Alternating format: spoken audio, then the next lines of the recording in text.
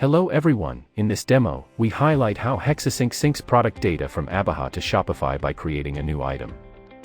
Firstly, go to the Shopify system to check if the item, hoodie, is available. Search the product name, and you can see, there is no product named hoodie. Now, let's create a new item named hoodie in the Abaha system. After logging into the Abaha system, go to the product modules and click on Create a new product. Let's fill in the necessary item information.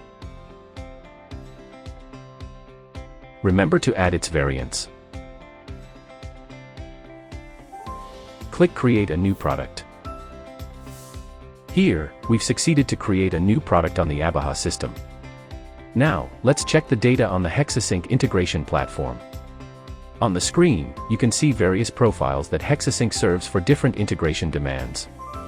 Choose the Shopify Abaha profile to check the integration processes. After that, you will see all tasks of Shopify Abaha integration.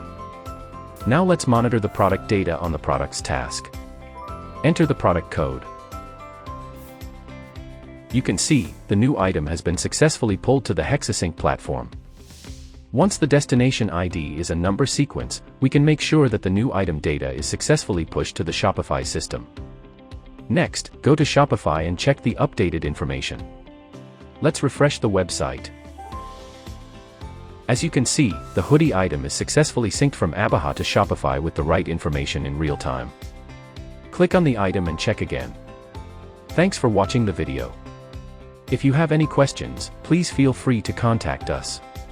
To watch more integration videos, let's like and subscribe to our channel.